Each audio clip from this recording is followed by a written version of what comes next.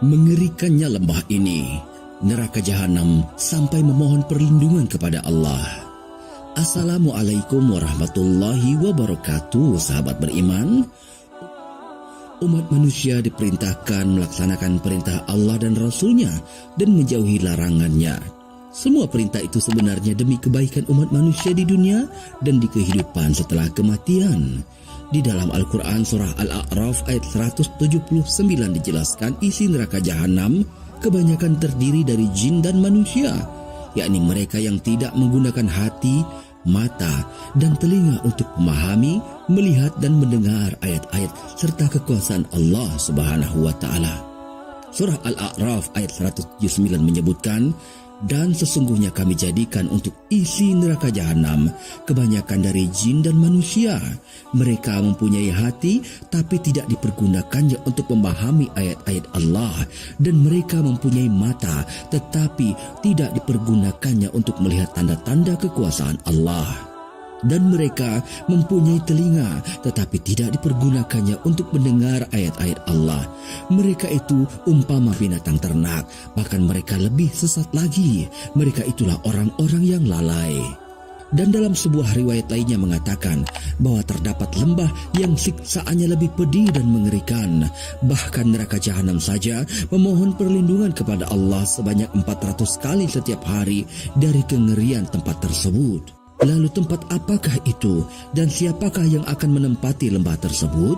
Dan dosa apa yang membuat mereka akan ditempatkan di tempat tersebut? Mari simak videonya hingga akhir. Ibnu Athaillah As-Sakandari pernah menyampaikan, tidak ada dosa yang kecil ketika dihadapkan pada Allah Subhanahu wa Ta'ala. Nasihat itu menekankan agar selalu berhati-hati terhadap setiap urusan di dunia ini, apalagi seseorang telah mengikrarkan dirinya sebagai seorang muslim. Nabi bersabda, sesungguhnya di dalam neraka jahanam benar-benar terdapat sebuah lembah yang neraka jahanam sendiri meminta perlindungan kepada Allah dari lembah itu setiap harinya sebanyak 400 kali. Lembah itu disediakan bagi orang-orang yang ria, pamer dari kalangan Nabi Muhammad yang hafal kitab Allah dan suka bersedekah, tetapi bukan karena Allah, dan juga bagi orang yang berhaji dan orang yang keluar untuk berjihad, tetapi bukan karena Allah. Hal serupa juga terdapat dalam hadis Tirmizi. Suatu ketika Rasulullah menceritakan kepada para sahabat dengan bersabda, mohonlah perlindungan kepada Allah dari Jub al-Hazan. Para sahabat bertanya, ya Rasulullah, apa itu Jub al-Hazan? Beliau kemudian menjawab, itulah sebuah lembah di neraka jahanam yang setiap hari neraka jahanam sendiri memohon perlindungan darinya sebanyak 100 kali.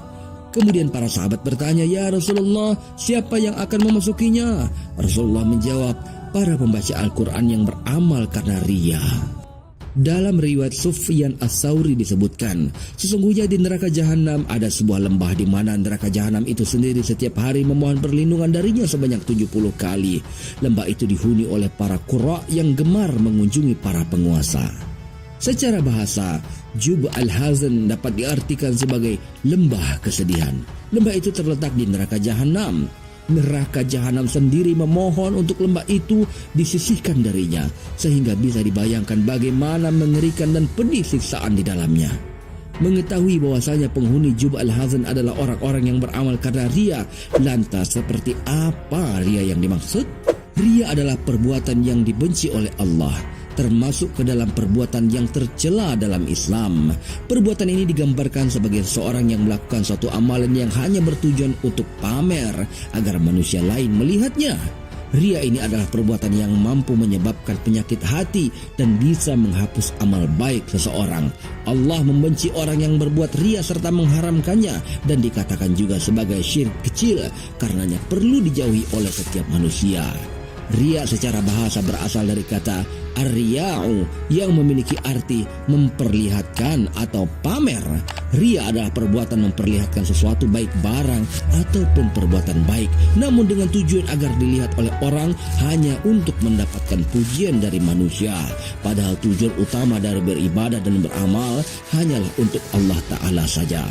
Ria juga merupakan perbuatan yang dibenci Allah karena tidak didasarkan dengan niat semata-mata hanya untuk Allah.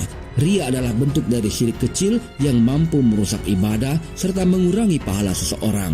Perbuatan ini juga bisa diartikan sebagai sikap yang muncul karena kurang fahamnya akan tujuan amal serta ibadah yang dilakukan. Ria muncul karena kurangnya iman pada Allah, kurang iman pada hari akhir, dan tidak jujur kala menjalankan perintah agama. Orang yang ria adalah orang yang beribadah hanya karena ingin dianggap sebagai sosok yang taat beragama.